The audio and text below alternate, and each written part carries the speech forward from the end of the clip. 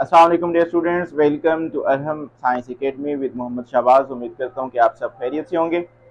तो हमारा आज का लेक्चर है the motion of a mass attach to a spring. Mean question आपका इस तरह से आ सकता है कि आप प्रूव करके दें कि कोई एक ऑब्जेक्ट, कोई एक बॉडी जब एक स्प्रिंग के साथ अटैच होता है और जो उसकी टू एंड फ्रो मोशन होती है, जो उसकी ऑसिलेशंस होती हैं, वो एक सिंपल हार्मोनिक मोशन है। तो आज हम लोग वो चीज़ प्रूव करने जा रहे हैं। तो फर्स्ट ऑफ ऑल हम क्या करेंगे, कंसीडर करेंगे, जैसे यहाँ पर मैंने लिखा हुआ है, कंसीडर करेंगे कि आपके पास कोई एक बॉडी है जिसका मास m है। मैं कहता हूँ कि इसका मास आपके पास क्या है, m। और क्या है, first one at the start, ये आपके पास इक्विलिब्रियम पोजीशन पे है, ना आपने इसको स्ट्रेच किया हुआ है और ना आपने इसको कंप्रेस किया हुआ है। सो that's why this is at equilibrium position और ये यहाँ पर स्टैटिक होगी। अब आपने क्या करना है, इस ऑब्जेक्ट को लिटिल बिट डिस्प्लेस करना है। कितना डिस्प्लेस करना है डिपेंडिंग, ठीक है, और लेकिन उसके इलास्टिक लिमिट के अंदर होना चाहिए। ऑब्जेक्ट को हम लोगों ने डिस्प्लेस किया, for example position O to position P. ये लाइन मैंने लगाई है कि मीन इसको आपने फोर्स लगा के इसको आपने पुल किए और पोजीशन पी पर ला के इसको आपने छोड़ दिए। अब जैसे ही इस पोजीशन पी पर ला के इसको छोड़ेंगे, ऑब्वियसली क्या है, आपने इस स्प्रिंग को स्ट्रेच किए। इस स्प्रिंग के अंदर क्या होगी, एक टाइप की रिस्टोरिंग फोर्स होगी जो क्या करेगी, उस ऑब्जेक्ट को, उस बॉडी को towards its mean position, mean दोबारा पोजीशन ओ की तरफ लेके आना चाहेगी। तो हम लोग फिर ये कहते हैं कि जब आपका जो ऑब्जेक्ट है वो आपका क्या होगा, किसी भी पोजीशन पर होगा, फॉर एग्जांपल लेट्स से हम कहते हैं कि जी पोजीशन पी पर होगा, तो उस पर क्या लगेगी, एक रिस्टोरिंग फोर्स लगेगी। FRES mean restoring force. ये फोर्स क्या करेगी, उसको टुवर्ड्स मीन पोजीशन लेके आएगी। अब टुवर्ड्स मेन पोजीशन आके क्या, ये जब मेन पोजीशन पर पहुंचेगा तो ये स्टॉप हो जाएगा? ऑब्वियसली नॉट, क्योंकि उसकी वो मोशन में है, तो due to inertia it will not stop on this position. तो फिर क्या होगा, फिर यही वाला ऑब्जेक्ट स्प्रिंग को क्या कर देगा, कंप्रेस कर देगा। मीन आपके पास यहाँ पर क्या है, यहाँ पर आपका स्प्रिंग जो है वो कंप्रेस हो चुका है। अब दोबारा से क्या होगा, अब जैसे ही ये यहाँ लेट्स सपोज पॉइंट क्यू तक, पोजीशन क्यू तक जैसे ही पहुंचे, तो अब क्योंकि स्प्रिंग क्या है, आपने उसको वो इस किस्म का कंप्रेस हुआ हुआ है, तो ऑब्वियसली इक्विलिब्रियम पोजीशन पे नहीं है। तो फिर दोबारा से स्प्रिंग के अंदर रिस्टोरिंग फोर्स होगी जो कि क्या करेगी, इसको अगेन टूवर्ड्स मेन पोजीशन क्या करेगी, दोबारा से पुश बैक करेगी। और रिस्टोरिंग फोर्स हम लोगों ने लास्ट लेक्चर में पढ़ी थी कि क्या होती है, कि ऐसी फोर्स होती है जो ऑब्जेक्ट को टुवर्ड्स इट्स मेन पोजीशन पुल करती है। यहाँ पर भी जैसे आपने इसको स्ट्रेच किया, इस पर रिस्टोरिंग फोर्स लगी, मेन पोजीशन पर आई, मेन पोजीशन पर ये स्टॉप नहीं हुआ बल्कि पोजीशन क्यू तक चला गया। तो क्या होगा, दोबारा से ये कंप्रेस हो गया, दोबारा से इस तरह से। लेकिन क्या है, ये आपके पास एक किस्म का एक फ्रिक्शन लेस हम लोग कह सकते हैं कि एक सरफेस है। ऑब्वियसली टोटली तो नहीं होगी, आइडियल सरफेस तो नहीं है, लेकिन फिर भी हम लोग कहते हैं जो है ये वेरी स्मूथ और फ्रिक्शन लेस सरफेस है, और इसके ऊपर आपके पास ये टू एंड फ्रो मोशन होती रहेगी। अगर हम बात कर लें फॉर एग्जांपल मेन पोजीशन से ये एक्सट्रीम पोजीशन तक, तो इसको हम लोग नाम दे देंगे कैपिटल ए का। Capital A mean this is the amplitude. Amplitude क्या होगा, the maximum distance from the mean position to the extreme position.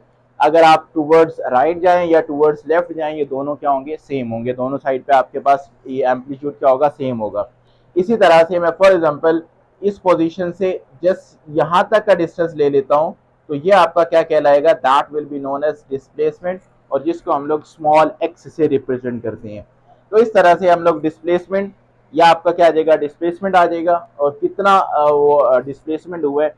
तो according to that from Hooke's law, Hooke's law आपको क्या कहते हैं कि जो स्प्रिंग के अंदर रिस्टोरिंग फोर्स प्रोड्यूस होगी, that will be the equal to minus K into X. अब माइनस क्या है, वो ऑब्वियसली चूंकि रिस्टोरिंग फोर्स जो है वो अपोजिट डायरेक्शन में होगी डिस्प्लेसमेंट के। कि आपके पास यहाँ पर क्या होगा, स्प्रिंग कांस्टेंट होगा एज के इज कांस्टेंट। तो जब आपका के कांस्टेंट है तो हम लोग क्या कर सकते हैं, हम लोग इसको इस तरह से लिख सकते हैं, कांस्टेंट्स को अगर हम लोग रिमूव कर दें तो F restoring directly proportional to minus X. जैसे प्रोपोर्शनलिटी को जब हम लोग खत्म करते हैं तो उसकी जगह हम लोग कांस्टेंट लगाते हैं। तो कांस्टेंट्स को अगर रिमूव कर रहे हैं तो क्या आ जाएगा, इक्वालिटी की जगह प्रोपोर्शनलिटी आ जाएगा। और अगर आपको याद हो लास्ट लेक्चर में हम लोगों ने एक कंडीशन सिंपल हार्मोनिक मोशन की ये पढ़ी थी कि जो रिस्टोरिंग फोर्स है वो डायरेक्टली प्रोपोर्शनल होनी चाहिए किसके, डिस्प्लेसमेंट के और उसके नेगेटिव साइन के। अब यहाँ पर एक और चीज है कि जब फॉर एग्जांपल जब आपने इसको डिस्प्लेस किया और ये इस पोजीशन पर ले आके आपने उसको रिलीज कर दिया, तो क्योंकि यहाँ पर वेलोसिटी उसकी जीरो है, तो जैसे जैसे ये टूवर्ड्स मीन पोजीशन मूव करेगा तो इसकी वेलोसिटी में इंक्रीमेंट आएगा। इट्स मीन दैट इसकी वेलोसिटी टाइम के साथ क्या हो रही है, चेंज हो रही है। और इसी तरह से यहाँ पर इसकी वेलोसिटी मीन पोजीशन पर मैक्सिमम होगी। अगेन दोबारा जब towards extreme position opposite direction की तरफ जाएगा तो इसकी वेलोसिटी फिर डिक्रीज होना स्टार्ट हो जाएगी। और अगेन यहाँ पर आपके पास जो पॉइंट क्यू है, जो इसका अगेन अनदर एक्सट्रीम पॉइंट है, यहाँ पर अगेन इसकी वेलोसिटी जीरो हो जाएगी। तो बताने का मकसद ये है कि इस ओवरऑल जर्नी के अंदर जो वेलोसिटी है वो चेंजिंग है। It's mean that changing velocity क्या प्रोड्यूस करेगी, एक्सेलरेशन प्रोड्यूस करेगी। And from the Newton second law,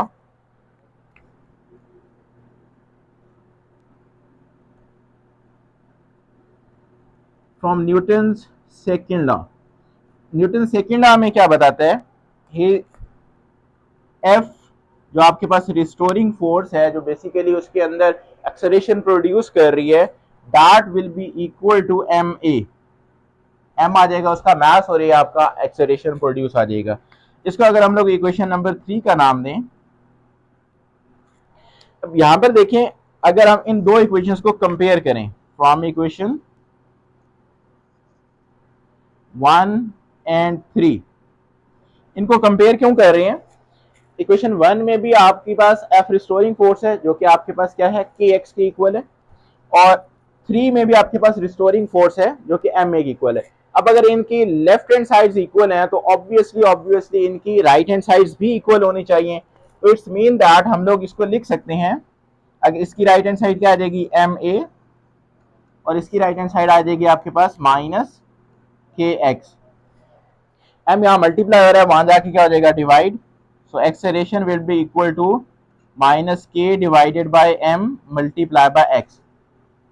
अब अगर यहाँ पर अगेन हम लोग देखें तो के भी आपके पास क्या है, कांस्टेंट है जो कि स्प्रिंग के मटेरियल पे डिपेंड करेगा, और एम क्या है, जो mass attach to the spring है आपके उस एक्सपेरिमेंट के अंदर, ये चेंजिंग नहीं होगा। तो it's mean that as M and K are constants, ये दोनों के दोनों आपके पास क्या हैं, कांस्टेंट्स हैं। तो फिर हम लोग क्या कर सकते हैं, एक्सेलरेशन इज इक्वल टू इन दोनों की जो रेशियो होगी, या मीन हम लोग जब इसका फ्रैक्शन फाइंड आउट करेंगे वो भी एक कोई एक कांस्टेंट नंबर बनेगा। सो माइनस हम लोग उसको लिख सकते हैं कि कोई आपका एक कांस्टेंट होगा और मल्टीप्लाई बाय आपके पास आ जाएगा x, that will be the displacement. अब अगेन जब हम कांस्टेंट्स को रिमूव करेंगे तो आपके पास क्या आ जाएगा, acceleration will be directly proportional to minus X. और यहाँ पर देखें कि जो आपने second condition of simple harmonic motion पढ़ी थी वो भी आपके पास डिराइव हो गई।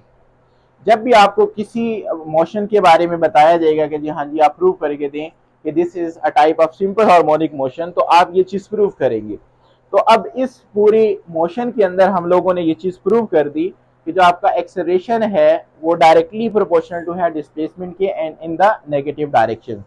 सो we can say that the motion of mass attached to a spring is a type of simple harmonic motion। तो ये आपका प्रूव हो गया।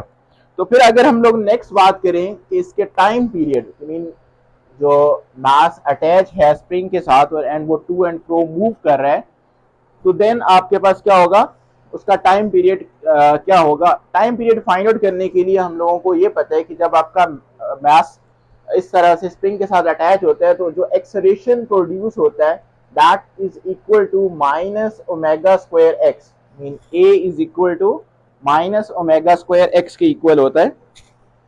और इसी तरह से जो आपके पास ओमेगा होता है that is equal to 2 pi F. 2 pi आपके पास कौन सा हो जाएगा, एफ आपके पास फ्रीक्वेंसी आ जाएगी। पुट अगर हम f की जगह पुट कर दें, put f is equal to 1 divided by t, then आपके पास ओमेगा आ जाएगा 2 पाई इंटू 1/t को हम लोग 2 बाई डिवाइडेड बाय t लिख सकते हैं।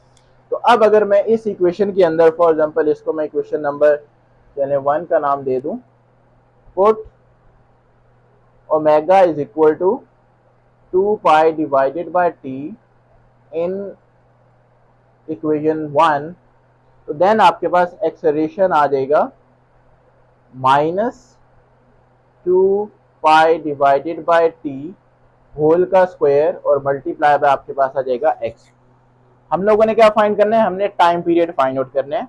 तो यहाँ से आ जाएगा a is equal to -4 pi square divided by t square into x आ गया। अब हम लोगों ने यहाँ पर एक्सेलरेशन फाइंड आउट किया था a is equal to -k by m into X. तो अगर मैं पुट कर दूं, पुट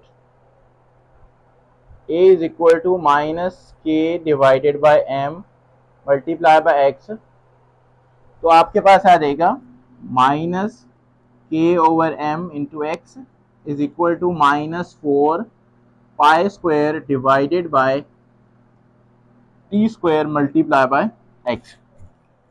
तो यहाँ से माइनस माइनस से कैंसिल, जो आपका डिस्प्लेसमेंट है x के साथ कैंसिल, तो ओके बाकी हमारा रह गया k divided by m is equal to 4 pi square divided by T square. अब क्योंकि हमें टाइम पीरियड चाहिए तो रेसिप्रोकल ले लें, m divided by k is equal to T square divided by 4 pi square.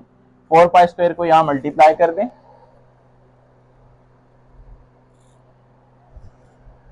तो आपका आ जाएगा T square is equal to 4 pi square m divided by k, taking square root on both sides. तो t is equal to 4 का square root, pi square का square root